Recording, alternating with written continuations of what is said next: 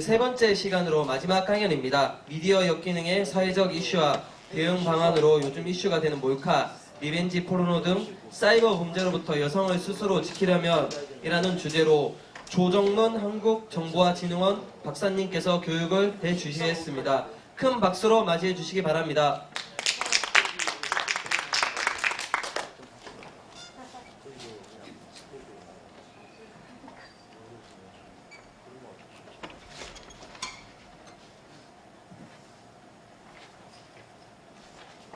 예, 저는 위험에 대한 이해와 대응이라는 주제로 하려고 하는데, 사실 이제 조금 전에 우리 유 박사님 말씀도 이제 뭐 이렇게 잘 해야 된다, 이렇게 위험 요소가 있다 이런 얘기 하는데, 저는 조금 이제 각도를 좀 달리해서 우리가 이 디지털이라고 하는 것, 인터넷이라고 하는 것 그 자체를 좀 잘 생각을 해봐야 된다.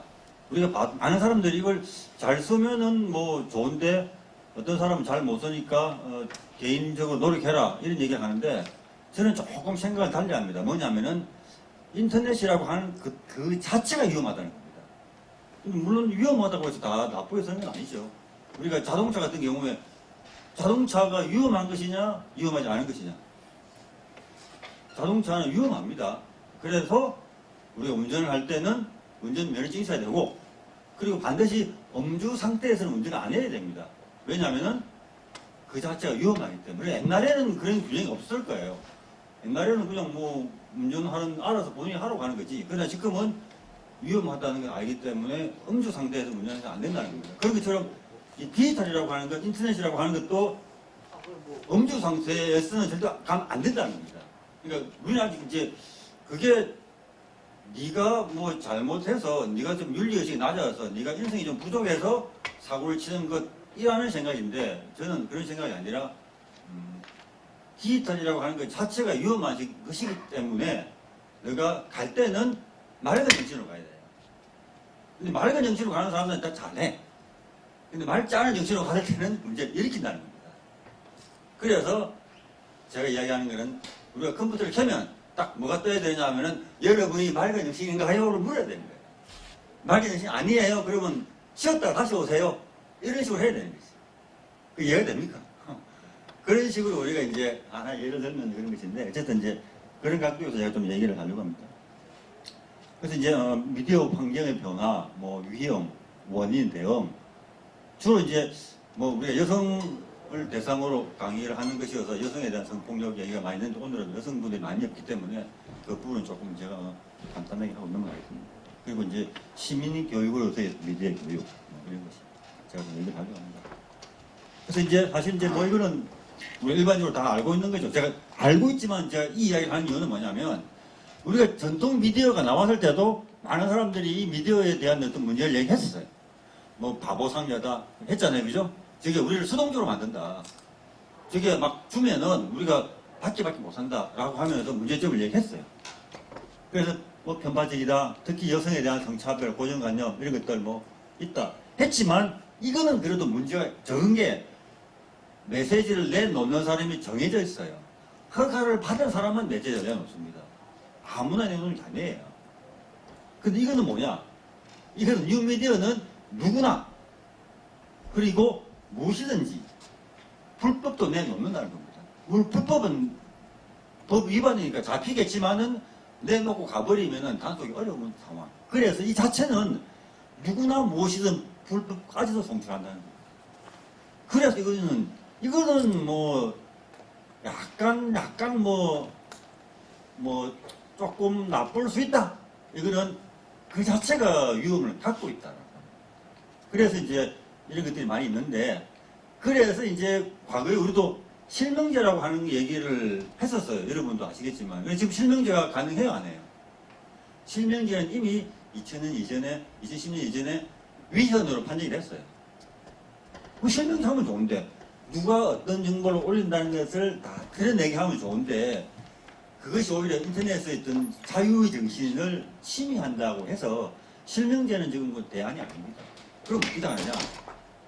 그래서 이제 실명제가 대안이 아니고, 그래서 제가 이야기한 것처럼 맑은 정신으로 와야 되고 맑은 정신이 아닐 때는 못 들어오게끔 하는 이런 방법을 찾아야 되는 거죠. 그리고 이제 그래서 지금 실명제가 아니면서도 문제를 해결하는 여러 가지 방법들이 지금 나오고 있어요. 그래서 그것들을 이제 우리가 좀 소개도 하려고 하는데, 그래서 실명제는 대안은 아니고 어쨌든 실명제가 아니면서도 문제를 해결하는 그런 방법을 찾는다. 예를 들면 이제 우리가 지금 인공지능 얘기를 많이 했잖아요. 지금 요즘 대세가 뭐냐면은 인공지능을 통해서 잘못된 정보를 걸러낸다는 겁니다. 지금 가짜뉴스가 많이 범람하잖아요. 근데 가짜뉴스를 범람시키는데 이 가짜뉴스를 그냥 우리 인간이 너 조심해 물론 조심해야죠. 조심해만으로는 다 해결이 안 된다는 겁니다. 그래서 가짜뉴스를 원천적으로 찾는 방법을 지금 개발하고 있어요. 그래서 인공지능을 통해서 진짜와 가짜를 구분하는 이런 방법을 나오게끔 하고 있는 것도 있고, 그리고 이제 지금 또 많은 가짜뉴스가 어디서 나오느냐 하면은 여러분 아시는지 모르겠지만은 인스타그램이나 트위터나 계정 중에 가짜 계정이 있다는 거 아세요? 사람이 하는 게 아니라 기계가 계정을 우리가 봇이라고 하는데 기계가 계정을 만들어 가짜뉴스를 퍼뜨리는 사람들이 사람이 퍼뜨리는 게 아니에요. 사람이 퍼뜨리고 한계가 있습니다. 기계를 만들어서 그 기계가 자동으로 막 퍼뜨려요. 그래서 이제 지금 대부분 인스타그램이나 트위터는 사람이 아닌 가짜 계정이 등장되면은 바로 그걸 차단시키는 겁니다. 그러니까 인간이 아닌 것이 인간인 것처럼 하지 못하게 한다는 거죠. 그걸 그렇게 하면 많은 가짜뉴스가 줄어들어요. 그래서 그런 부분들도 지금 하고 있고, 그래서 이제 실명제가 아닌 방법으로 문제를 해결하는 것들이 많이 있다는 걸 제가 좀 얘기를 하겠어요. 이제 이거는 뭐 성고용 관념 이야기하려고 뭐 드라마 이야기했는데, 이거는 뭐 여러분들 제가 이거는 드라마 여성분들이 좋아하는 드라마가 아직도 보니까 이런 신데렐라 콤플렉스를 조장하고 있는 여성분들 계시는데 좋아하죠, 드라마. 근데 드라마가 좋아하지만은 그냥 드라마는 드라마로서 보고 끝내야 되는데 이걸 자꾸 보면서 내 신세를 뭐 비교한다든지 나는 저런 사람 만나야 되는데 나는 왜 만났을까. 특히 어머니들도 딸 보고 아니 꼭 저런 사람 만나야 돼. 그렇게 이야기해서 오히려 딸과의 갈등을 조장하는. 그렇게 해서 안 된다는 거죠. 어차피 저거는 부분인데. 그래서 그냥 배우가 멋있으니까 보고 그냥 사랑이 좋아서 보는 거지 저게 현실이 아니라고 하는, 그건 우리가 늘 생각을 하고, 그래서 저 드라마만 볼 게 아니라 다른 책도 읽고 그러면 그게 방어가 되죠. 그런데 드라마만 보기 때문에 그게 자꾸 노출되어서 그게 젖어드는 거죠. 그래서 뭐 우리가 사랑에 대해서는 제가 할 말이 많이 있지만 오늘 그 시간이 아니기 때문에 제가 저는 사랑은 우리가 사랑이든 뭐든 인간관계는 교환 관계예요. 거래 관계입니다. 내가 그렇게 하자면 사랑은 왜 거래냐? 사랑이 거래라고 하는 것은 그 선생님이 수업 시간에 그렇게 하신 말씀 아니다. 우리끼리 시장에서 하는 말이지 어떻게 사랑을 거래라고 이야기하느냐? 교환이라고 이야기하느냐? 근데 모든 인간관계는 교환이에요. 주고받아야 그것이 가장 건강한 관계예요. 우리 주고받는 관계가 계산이라고 하는데 주고받는 관계가 가장 건강한 관계입니다. 우리가 추구하는 건 건강한 관계를 추구하는 것이지 비건강한 관계를 추구하는 게 아니잖아요. 우리가 근데 어떤 사람들은 저런 사람은 주기만 하고 안 받는 사람도 있다고 생각되는데 실제로는 그렇지 않아요. 주는 사람이 조금 주지. 조금 주고 그냥 많은 것이지 실제로 자기들 많이 주지 않습니다. 많이 주면 또 받아야 돼. 절대 그렇지 않아. 그런 사람은 그래서는 절대로 안 되고 그건 절대 좋은 건강관계 아니라는 겁니다. 우리가 부모 자식 간에는 부모가 자녀에게 주잖아요. 내리 사랑이 하잖아요. 그런데 그것도 좋은 게 아니에요. 절대 좋은 게 아닙니다. 내리 사랑이라고 하는 게. 그래서 우리나라 보면은 막 자녀들이 부모한테 찾아가지고 유사 빨리 안 준다고 횡패부르고 그러잖아요. 건강하지 못한 관계잖아요. 서구 사회는 절대로 부모 자식 간에도 그렇게 안 합니다. 뭐 일하면은 청소해야 돈 준다, 용돈 준다. 그게 건강한 관계예요. 부모 자식 부부 관계도 주고받고 그게 건강한 관계이시지. 나는 별거 없는데 좋은 사람 나타나가지고 어떻게 될까? 그건 있을 수도 없고 되어서도 안 되고 희망 가져서 안 되고 그건 절대 좋은 것도 아니라는 거예요. 근데 어떤 사람들은 뭐 내가 줄 게 없는데 어떻게 해요? 다 옆에 사람 줄 거 없어요. 그러니까 걱정하지 마시고 중요한 것은 줄 게 없더라도 서로 조그만 것이라도 주고받으면서 관계를 만드는 거예요. 관계를 형성하는 게 중요한 것이지 출량이 많다든 중요한 게 아니라는 겁니다. 그래서 제가 그거는 뭐 여담으로 하는 얘기고 어쨌든 이제 이런 드라마가 근데 그런 의식들을 못 갖게 하는 그런 문제가 있다는 거죠. 이런 것들은 제가 이제 뭐 우리가 어쨌든 이제 인터넷이라고 하는 것은 누구나 무엇이든 올리기 때문에 뭐 유해한 것도 많이 있다는 건데 제가 뭐 더 안 좋은 것도 많이 있는데 제가 회사에서 캡처를 하다 보니까 이런 것밖에 못했어요. 더 안 좋은 것도 많이 있죠. 그래서 이런 것들은 여러분 다 알고 있고, 어쨌든 뭐 허위 광고, 우리가 이제 뭐 맘카페라고 하는 이런 것들은 어느 정도 공신력이 있다고 하는 이런 것에도 이제 허위 관계가 있고, 우리가 많은 사람들이 잘못 알고 있는 게, 우리가 명예훼손이라고 하는 게 그 사람에 대한 잘못된 소식을 올리는 게 명예훼손을 생각을 해요. 그거 아닙니다. 명예훼손은 두 종류가 있는데, 이 사람에 대한 진짜 사실, 이 사람이 과거에 이혼했어 하고 하는 사실을 이야기하는 것도 명예훼손이에요. 진짜 이혼했을 때. 이혼 안 한 걸 이혼했다 그러면은 거짓 명예훼손이고, 진짜 사실을 가지고 이야기를 해도 명예훼손이에요. 그래서 우리가 그 사람이 이야기하고 싶지 않은 거를 이야기하면 절대 안 된다는 겁니다. 근데 과거에는 우리가 말로 하니까 사라져 버렸잖아요. 지금은 기억이 다 남잖아요. 그래서 지금 모든 게 명예훼손이 되는 거예요. 그래서 명예훼손이라고 하는 건 아주 엄청난 것인데, 우리는 뭣도 모르고 다 명예훼손하고 있는 거죠. 그리고 이제 뭐 청소년들의 성매매 이런 것들 이런 것들 많이 얘기하고 있고, 요즘 이제 제가 보니, 혹시 이걸 들어보셨어요? 청소년들의 자살송이라고 하는 거. 안 들어봤어요? 한번 들어보세요. 검색 한번 해보세요. 그리고 이거는 뭐냐면 자해. 보셨어요? 이 자해 검색하면 다 나옵니다. 근데 이제 이게 자해하는 애들이 트윗에 올린 글들이에요. 죽고 싶다 이런 것들이고, 이제 뭐 나는 트윗에서밖에 위로를 받을 수 없다. 근데 이게 이제 청소년들이 나중에 제가 좀 이야기하겠지만은, 우리가 이게 이 디지털이라는 것이 나와가지고, 우리가 원래 디지털이라고 하는 것이, 인터넷이라고 하는 것이 서로 소통하는 도구예요. 소통하는 도구인데, 실제로는 소통을 가로막고 있다. 소통이 오히려 장애하고 막고 있다 하는 이런 측면에서 제가 이제 좀 얘기를 하려고 하는데, 어쨌든 지금 현상은 많은 청소년들이 디지털 속에서 진짜 필요한 관계를 못 하고 있고, 오히려 관계로부터 배제된 이런 상황 속에 살고 있는 청소년들이 많이 있다는 것이죠. 그리고 이제 요즘 이미지로 이렇게 한다는 거잖아요. 이미지로 거짓 정보를 펴뜨리고 가짜 이미지를 만들어서 이렇게 하는 겁니다. 이건 뭐 제가 우연히 제가 일베를 갔던 얘기가 있더라고요. 여기서 내가 캡처했는데, 그래서 내가. 그리고 이건 뭐냐면은, 그냥 보시면은, 이게 진짜 언론에 나온 이제 미식 축구 선수가 이제 축구 끝나고 이렇게 우승 세레모니를 하는 건데, 여기다가 이제 이렇게 사진을 조작을 해서 이 기사를 쓴 거예요. 아, 얘가 성조기를 태웠다. 이런 식으로 기사 나갔어요. 그래서 이제 가짜뉴스가 퍼뜨려진 거죠. 근데 이제 여러분들이 이제 이 가짜뉴스를 확인하는 방법이 요즘 나온 게 뭐냐면, 구글에서 이 사진이 나왔잖아요. 그럼 이 사진을 역검색을 해보세요. 이 사진을 역검색하면은 이 사진과 유사한 사진이 쭉 검색이 돼 나옵니다. 그러면은 뭐가 나오냐면 오리지널 사진 나와요. 무슨 말인지 알겠죠? 사진이 좀 이상하다, 좀 특이하다, 뭔가 확 눈이 뜬다 그러면은 그 사진을 다시 오른쪽 우클릭 해가지고 그 사진을 다시 역검색해 보면은 그 사진과 유사한 사진들이 쭉 나오는데, 검색해서 거기 보면은 오리지널 사진이 나온다는 거죠. 그래서 구타하는 방법인데, 어쨌든 이제 이렇게 조작해서 뭐 하는 게 뭐 이거는 뭐 비일비재하기 때문에, 그래서 많은 사람이 이야기하기 때문에 뭐냐면은, 네가 뭔가 훅 하는 정보가 뜨면은 절대로 클릭하지 마라. 훅 하는 정보가 뜨면 바로 공유하지 말라. 훅 하는 정보가 떴을 때 꼭 확인해라. 이렇게 얘기하는 거죠. 그리고 이거는 이제 인공지능이 나오면서, 아까 인공지능의 여러 가지 좋은 점을 이야기했는데, 이거 뭐냐면 이제 일본에서 나온, 일본의 이제 홀로그램 부인입니다. 부인인데, 이게 이제 남편들이 집에 왔을 때 부인이 없는 사람, 부인이 없는 남편이죠. 왔을 때 이제 즐거운 메시지, 이렇게 뭐 어서 오세요, 안녕, 직장에 힘들이 알았나, 이렇게 막 즐겁게 얘기를 해줍니다. 근데 문제는 저렇게 얘기해 주는 건 좋죠. 그런데 문제는 실제로 실제 인간 아내가 그렇게 할 수 있겠냐는 거죠.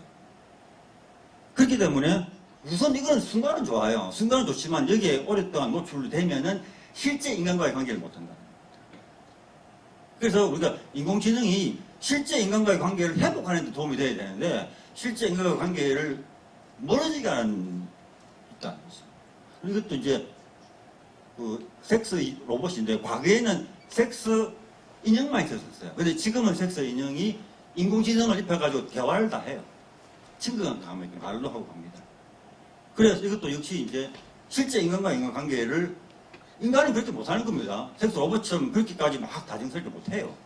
우리가 인간이라고 하는 것은 주고받아야 되잖아. 근데 이거는 주고받지 않고 나를 위해서만 존재하는 겁니다. 그러니까 나를 위한 존재, 나를 위한 관계에 익숙해지다 보니까 주고받는 관계를 못한다. 그래서 그런 문제들을 이제 우리가 얘기하는 거고, 그리고 이제 뭐 사이버 폭력으로 죽는다, 뭐 이런 얘기들, 뭐 우리 기관에서 조사하는데 뭐 사이버 폭력 경험이 26%다. 저도 이런 조사를 보면 깜짝 놀라. 26%라 그러면 10명 중에 6명, 2명은 있다는 얘기잖아. 이 10명 중에 1명 있다는 얘기인데 그만큼 이게 많이 있다는 얘기죠. 그리고 이제 이런 자료는 보면 이제 주로 이제 애들 같은 경우는 주로 언어로 많이 말로써 왜냐면 수준이 낮으니까 애들은 말로 많이 하는데 어른들은 이제 명예훼손이나 뭐 성폭력, 뭐 정보 유출 뭐 이런 것들 조금 더 이렇게 고난도였던 것들을 많이 한다는 그런 거죠. 그리고 이제 디지털 성범죄는 뭐 이건 한번 들어볼까요? 한번 들어봅시다. 예. 뭐지 이거? 디지털 성범죄 이거 한번 이게 영상이 안 되는 것 같더라. 영상이 바로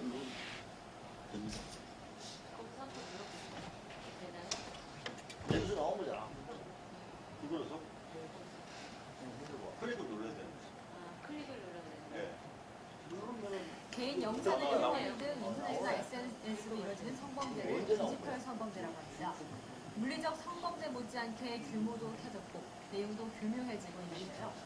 피해 여성들은 헤어나기 어려운 늪에 빠져 극심한 고통을 받고 있습니다. 김유림 기자의 더 깊은 뉴스입니다. 쾌락을 목적으로 그거를 구형하고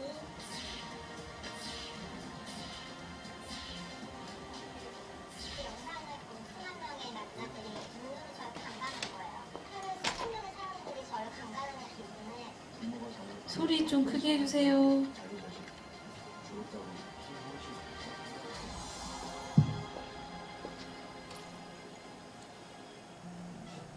자신만만했던 A씨의 삶은 순식간에 파탄났습니다. 꺼져버려요. 소리 크게 하려고 그러다가 소리 크게 하려고 꺼져버려요. 개인 영상을 유포하는 등 인터넷이나 SNS로 이루어지는 성범죄.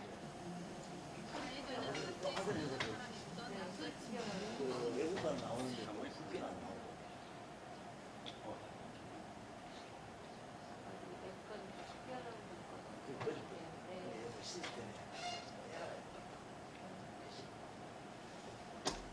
이게 개인 영상을 유포하는 등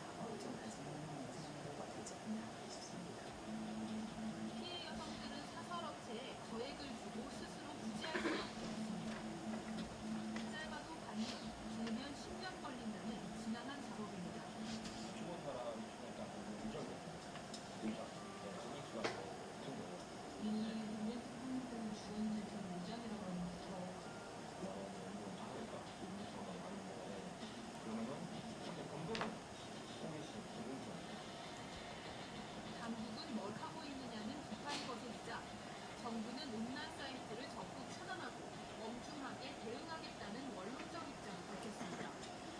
하지만 국산 야동이란 음란물의 솔깃하는 사회 분위기가 꼬리 뽑히지 않는 한 디지털 성범죄로 고통받는 여성들이 사라질 수 없습니다. 자기 가족의 부모에게 전했으면 자기 가족을 볼 수 있나요? 자기 친척이나 자기 애인이나 이런 사람들이 당했으면 남이 후회하는 거죠. 채널A 뉴스 김유리입니다.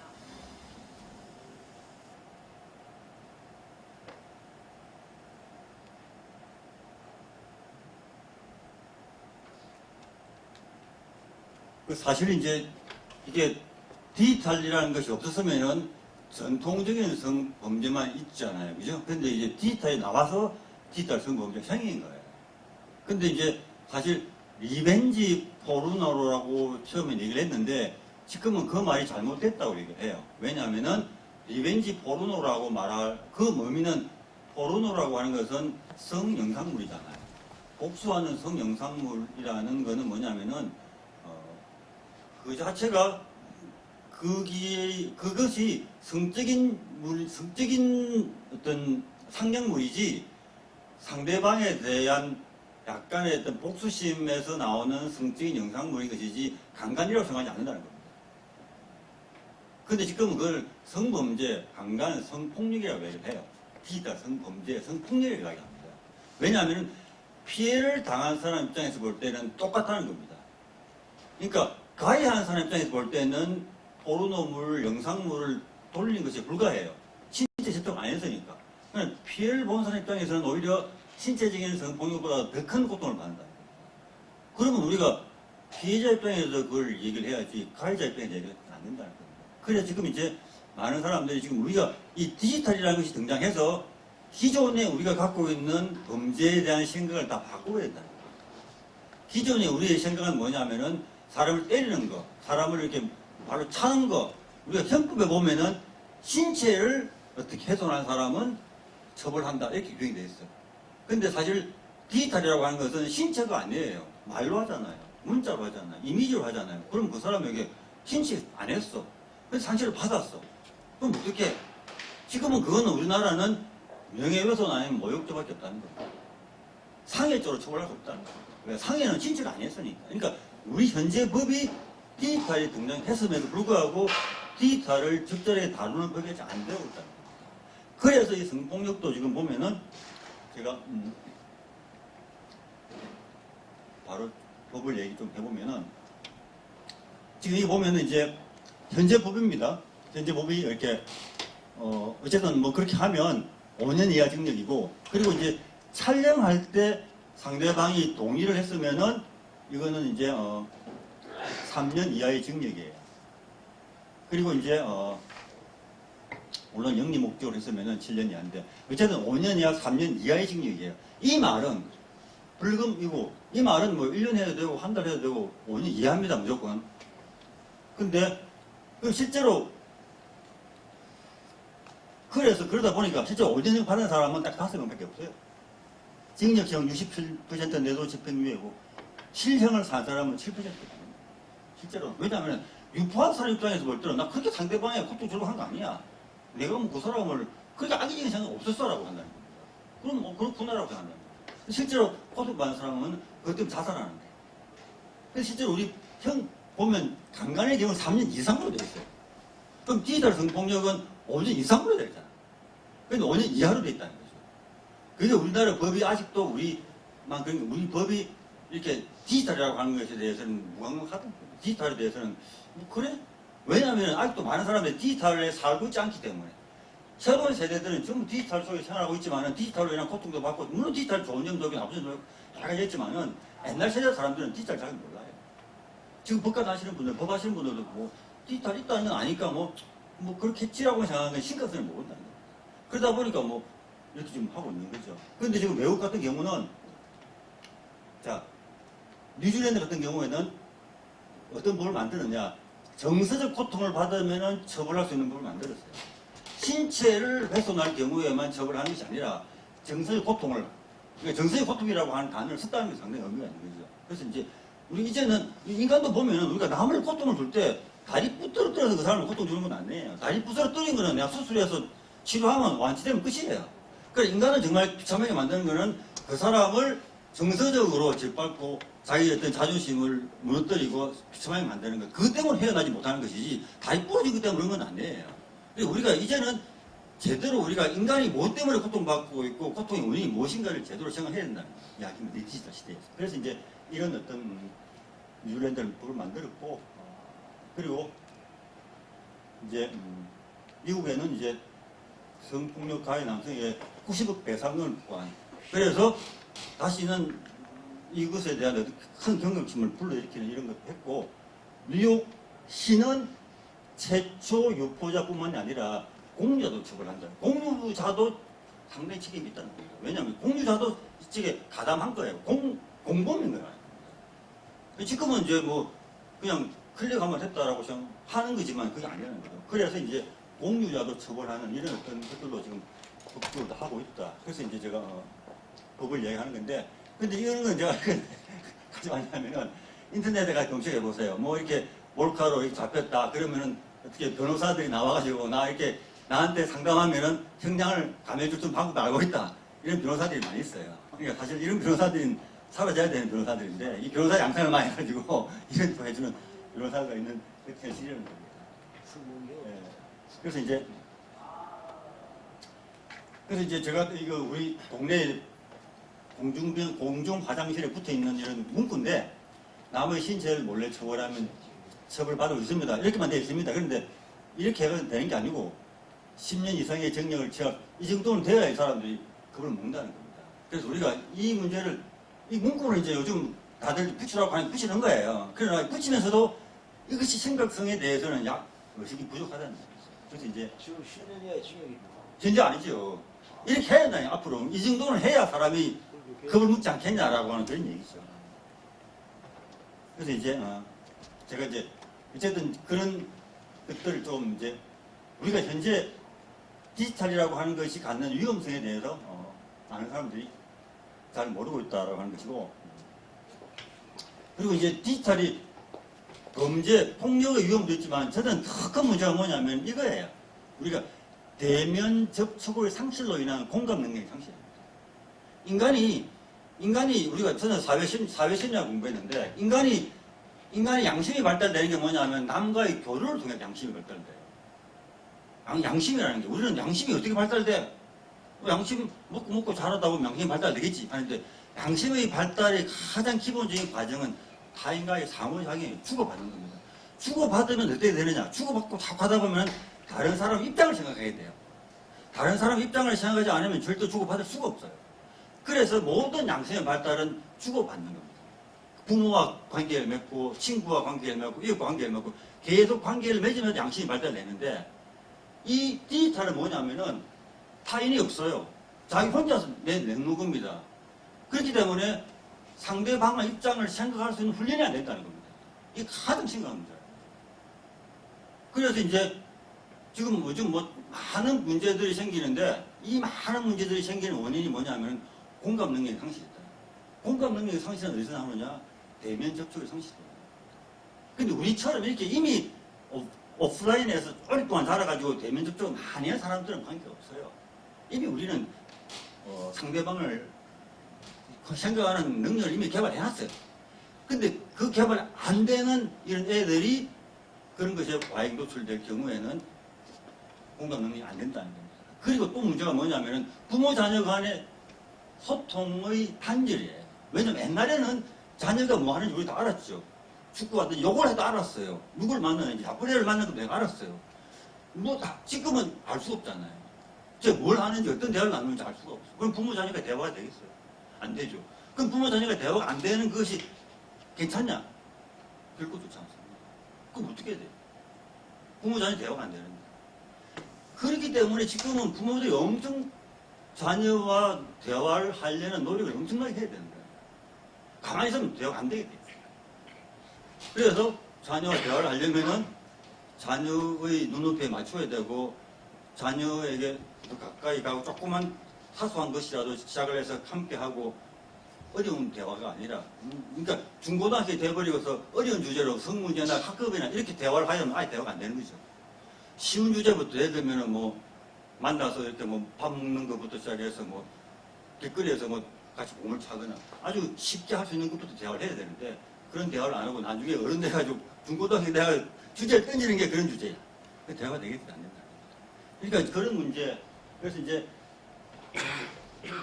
지금 이제 이게 이제 우리가 인간이 다른 사람과 대화를 할 때는 실제로 이 말로 표현되는 단어보다는 목소리나 실제 표현으로 상대방의 감정을 읽는다는 겁니다.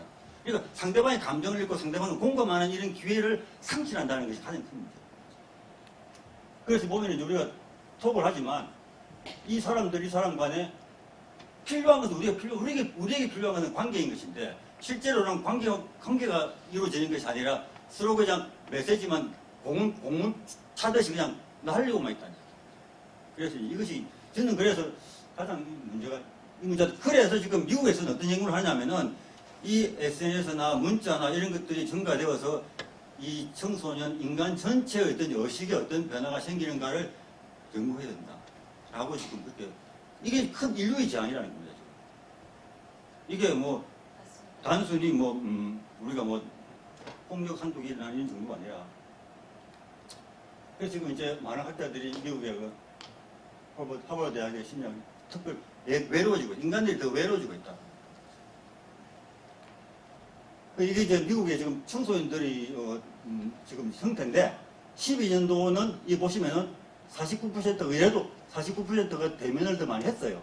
근데 18년 조사를 해보니까 대면이 더 줄어들고 문자가 더 늘어났어요. 이게 현실입니다.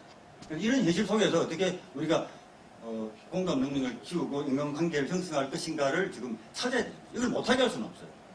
이 속에서 어떻게 우리가 관계를 찾느냐라고 하는 것이. 그래서 이제 아까 내가 얘기했다시피 우리가 인간은 사실 신체 폭력은 별거 아니에요. 사회 폭력인데 우리는 아직도 많은 사람들이 사회 폭력은 뭐 대단해? 사회 폭력 그 뭐 실제로 뭐 고통 받아? 그럼 다리 부러진 것도 아니고 다리 맞는 것도 아니고 뭐 이렇게 생각하시는 분들이 아직도 많이 있다는 거죠. 그래서 이걸 이제 우리가 고쳐야 돼요. 그래서 사이버가 더 심각한 것이다. 왜냐하면 우리 정신에 영향을 주는 것이기 때문에. 그래서 우리가 조사를 해보면은 학교 사회 폭력에서 우리가 자살 등 극단적인 생각하는 비율도 학교 사회 폭력이 더 높아요. 이런 다른. 그리고 이제 폭력이랑 디지털 폭력이 그래서 더 이제 악질이다. 우리가 암으로 따지면 악종이라는 얘기죠. 그래서 더 오래 남아요. 우리가 기어드는 건 우리가 사이버는 또 눈으로 보잖아요, 그죠? 눈으로 보기 때문에 더 오래 남게 되고 그리고 저장되고 확산되고 또 피해자를 언제를 부를 수도 있고 그리고 정신적인 것이기 때문에 더 잔인하고 그래서 이게 또 물리적으로 이어지기도 하고 그럼에도 불구하고 그 문제는 가해자는 죄책감이 없어요. 왜냐? 내가 그 사람의 고통받는 걸 내가 못 봤기 때문에 나는 별거 아닌데라고 생각합니다. 대변을 안 네, 대응을 안 합니다. 그리고 이제 사회에서도 처벌입니다. 그래서 이제 우리가 지금 필요한 건 뭐냐면 디지털이라고 하는 것이 아주 위험한 것이고 그것이 상대방에 큰 고통을 준다는 것을 우리가 모든 사회가 서로 공감하는 것 그것이 지금 필요하다는 거예요. 물론 이제 이게 이렇게 될 수밖에 없는 건 디지털이라는 게 처음 등장했어요. 이게 디지털이 오래 우리 인간이라고 하는 게 몇천 년 살아왔지만 디지털 역사는 20년밖에 안 돼요. 지금까지 다 우리가 인간을 때렸지 이게 발로 찼지 이게 정신적으로 고통한 거는 우리가 처음 봤는 거예요. 그러니까 이게 지금 신세계이기 때문에 아직도 그런 제도가 없는 겁니다. 이건 당연한 거예요. 그렇지만 이제는 안 되거든요. 그래서 이제 이거 제가 아까 이야기를 했고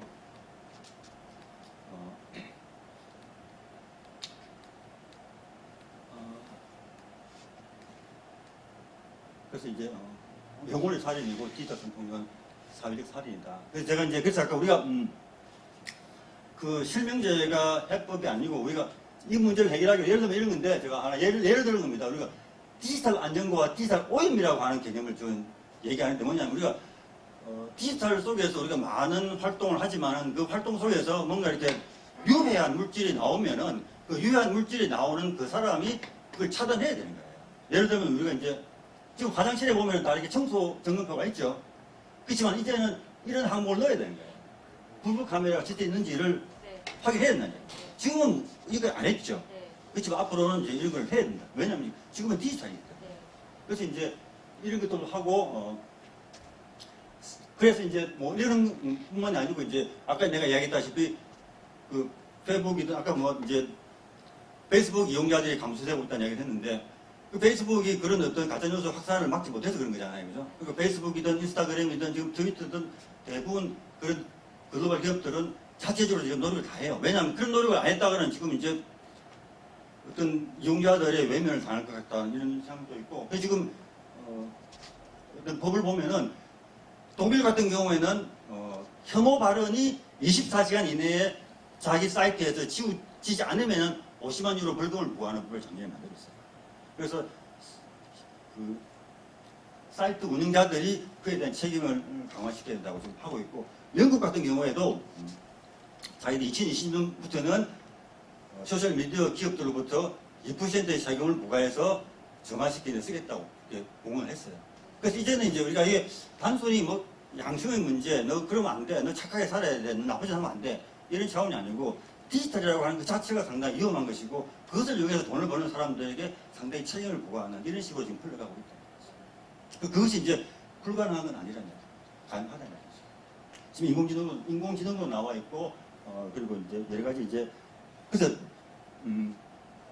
그러니까 어떤 기업들은 이제 뭐 사람을 통해서도 해결하기도 하는데 어쨌든 이제 그런 기업체들의 역할을 지금 많이 강조하고 있고 제가 마지막으로 이야기하려는 건 디지털 시민 교육으로서 미디어 교육인데 왜 지금 시민이라는 얘기가 나오냐면은 지금까지는 우리가 문제의 중심이었었어요. 예를 들면 중독이 있으니까 인터넷 중독 있으니까 문제를 얘기하고 폭력이 있으니까 폭력 얘기하고 그래서 사이버 폭력하면 안 된다, 중독이 일어나면 안 된다 이런 얘기를 했는데 이제는 그렇게 얘기하지 않고 디지털 시민 교육을 이야기한다는 겁니다. 왜 디지털 시민을 이야기하냐 하면은 이제는 시대가 디지털 시대예요. 그래서 단순히 뭐 중독, 폭력 이런 개념으로서 드러나는 문제 하나하나를 얘기할 것이 아니라 이제는 네가 디지털이라고 하는 그 속성을 정확하게 이해하고 디지털의 위험성을 제대로 네가 성찰해라. 그래서 이제는 시민이라고 한다면 반드시 알아야 돼. 그래서 그렇지 않으면 네 시민의 시로 부를 수가 없어. 그래서 이제 미국의 영부인이 지금 어떤 캠페인을 하냐면 비베스트라는 캠페인을 해요. 비베스트라고 영부인이 비베스트라는 캠페인을 하는데 그 캠페인의 세 가지 요소가 뭐냐면은 첫 번째는 약물 중독, 두 번째는 건강이고 하나가 뭐냐면은 소셜 미디어를 잘 쓰는 거예요. 그래서 지금 이름은 백악관 홈페이지에 가서 비베스트 한번 검색해보세요. 그 대통령 영부인이 세 가지 이슈를 떠주고 있는데 그중 한 가지가 미디어를 잘 사용합니다. 그리고 제가 또 검색을 해보니까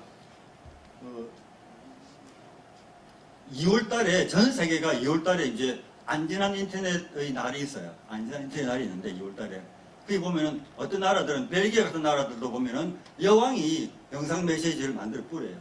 그래서 이거는 우리 모두가 다 이렇게 정신을 차려야 된다. 그래서 이제 우리가 운전면허를 줘야만 운전을 하듯이 디지털도 너가 면허증 있어?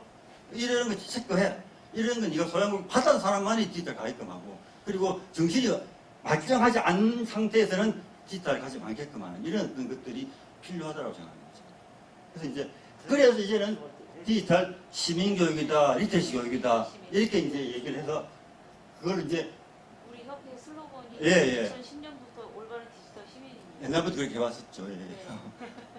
그래서 이제 올바른 친구도 맺고 거기서 자기 자신도 관리도 하고 어쨌든 잘 쓰는 이런 것들을 이제 적절하게 교육을 하는 미국 같은 경우는 사실 이 교육이 업무화되어 있어요. 미국은 아시다시피 미국은 학교가 통신비 보조를 받습니다. 미국이 연방정부로부터 통신비를 받는데 통신비 보조를 받기 위해서는 이 교육을 했다는 증거를 줘야 돼요. 이 교육했다는 증거가 없으면 통신 보조를 안 받습니다. 줍니다. 왜냐하면 통신을 보조를 준다는 얘기는 많이 쓰라는 얘기잖아요. 많이 쓰라고 이야기할 때 이미 이 교육을 하고 난 후에는 보조금 준다는 얘기입니다. 그런 식으로 제도가 되어 있는데 우리는 아직까지 그것에 대한 얘기 좀 약하죠. 그러니까 우리가 지금 윤리다, 뭐 인성교육이다라고 하는 것들이 전통적인 인성 이런 개념이 아니라는 겁니다. 이 디지털이라고 하는 것이 나와서 인성이 떠진다라고 하는 이런 맥락을 우리가 봐야 됩니다. 그래서 지금은 시민교육이 그냥 시민교육이 아니라는 겁니다. 디지털 시민교육. 그래서 우리가 인성교육도 하면서 올바른 미디어도 사용하고 그래서 이제 이 사람들이 이제 단순히 너와 나의 문제가 아니고 이제 사회도 함께 생각하는 그래서 시민의 개념을 이렇게 사회 공동체로까지 다 확장시키는 이런 개념을 만들고 있습니다. 그래서 이제 아까 내가 이야기했듯이 미국은 이렇게 이제 의무화 되어 있고 그리고 이제 이런 캠페인들도 이제 뭐 스탑, 이렇게 이제 캠페인 같은 것도 많이 하고 있고 우리도 이제 학교에서도 캠페인을 해야 된다는 이야기인데 어쨌든 이제 우리가 조심해서 해야 되고 그리고 우리가 이걸 사이버 공간에 할 때는 꼭 내가 정신이 발전한 상태인가를 생각하고 가야 돼. 그리고 이제 갈 때는 꼭 목적의식을 가져가야 돼. 그래 내가 헤매지 않는 거예요. 내가 이런 목적을 가지고 가겠다라고 생각하면 그 목적을 달성하고 나와야 되는데 보통 이제 어리멍텅 술 마신 상태에서 가다 보면 이것저것 걸려가다 보면 시간만 보내고 그 잘못하다 또 웃겨가지고 또 쓸데없는 거 당하게 되고 그게 된다는 얘기. 그래서 우리가 디지털에 갈 때는 꼭 내가 말을 들으시는 거 아닌가 생각하고 가는 습관. 그런 것들을 우리가 컴퓨터 켤 때마다 이렇게 그런 한 번씩 화면이 뜨죠. 우리가 불조심 같은 경우도 보면 지금 불조심 같은 룰을 위해서 모든 가정에 지금은 소방기기를 다 두도록 법을 만들었더라고요. 그래서 우리가 컴퓨터를 켜면은 다 그런 문구가 나와서 한 번씩 생각을 다 해보게끔 하는 그런 식으로 습관을 길러줘야 됩니다. 그래서 이제 이건 뭐 단톡방 얘기인데 이거는 제가 이건 다 우리가 잘못된 습관 중에 한 가지가 뭐냐면은 이게 지금 보라색이 이제 태블릿이고 스마트폰인데 사실 영국이나 선진국들은 애들도 인터넷을 써야 될 때가 있어요. 애들 영상을 보고 뭐 여러 가지 자기 나름대로 활동을 할 수가 있죠. 그럴 경우 선진국은 전부 다 컴퓨터나 태블릿으로 한다는 겁니다. 스마트폰으로 하지 않는다는 거예요. 근데 우리는 태블릿으로 하지 않고 컴퓨터로 하지 않고 스마트폰으로 해주기 때문에 스마트폰 그냥 줘버리고 엄마 스마트폰 주기 때문에 동작 안 되는 거죠. 그래서 우리가 꼭 자녀, 외국에서는 꼭 어떤 이야기를 하냐면은 부모하고 함께 해야 되고 뭔가 이렇게 어떤 사람을 만나든 어떤 걸 할 때는 꼭 부모와 대화를 함께 하고 그리고 부모의 어떤 가이드를 소개해야 되고 PC나 이런 노트북이나 이런 큰 화면을 가지고 해야 대화가 되는 거예요. 이 작은 스마트폰은 나의 것이기 때문에 애가 내 건데 왜 개입해 이렇게 나온다는 겁니다. 그래서 절대로 애들에게는 작은 걸 주면 안 된다는 거죠. 그거는 어른이 되어서 스스로 통제할 능력이 되어서만 줘야 되는데 우리는 그런 생각이 없이 그냥 다 보자 하면 줘버리는 이런 어떤 무지가 있다는 거죠. 그래서 이제 그런 습관 우리 고쳐야 된다. 그래서 이제 제가 마지막으로는 제가 얘기하는 게 뭐냐면은 우리가 거울 속의 자아라고 해서 인간이라고 하는 것은 이 보시면 이제 우리 모든 사람들은 자기 자신을 좋게 보고 싶어 해요. 좋게 보고 싶어 하는데 좋게 보고 싶어 하려면은 어떻게 나를 좋게 보느냐? 거울을 봐야 되잖아요. 거울을 보면 나를 좋게 보는데 실제로 인간은 거울이 아니라 타인의 눈을 통해 나를 본다는 겁니다. 타인의 눈이 좋으면은 나같이 이렇게 빼빼한 사람도 뚱뚱해 보이고 멋있게 보인다는 거죠. 결국은 뭐냐면 인간은 모든 인간의 관계는 모든 인간의 문제는 관계에서 해야 되는 거예요. 관계가 안 좋은 사람은 아무리 내가 뭐 멋있고 실제로 현실이 좋다더라도 만족스럽지 못하다는 거예요. 관계. 그래서 우리가 디지털이라고 하는 것이 결국 우리가 늘 생각해야 되는 것이 디지털이라고 하는 것이 정말 이 관계 매점의 도구가 인간. 우리가 디지털에서 온라인에서 친구를 만나고 거기서 좋은 즐거움을 얻고 게임을 하고 즐거워 너무 좋아요. 그것이 현실에 내 옆에 있는 친구와 좋은 관계를 맺는 데 도움이 되느냐? 라고 하는 질문을 해줘야 된다는 겁니다. 그게 되면 괜찮아요. 그게 안 될 때는 아니다라고 하는 생각 이런 것들을 우리가 이제 해줘야 된다라고 하는 것이죠. 그래서 어쨌든 디지털이라고 하는 것이 잠재적으로 위험할 수 있다는 걸 방기시키고 그것이 이제 이런 어떤 오프라인에서의 좋은 관계 매점의 도구가 되도록 해야 된다라고 제가 얘기하고 제가 얘기를 마치도록 하겠습니다. 네, 감사합니다. 네. 네, 훌륭한 강의를 해주신 우리 조종문 박사님께 다시 한번 큰 박수 부탁드립니다.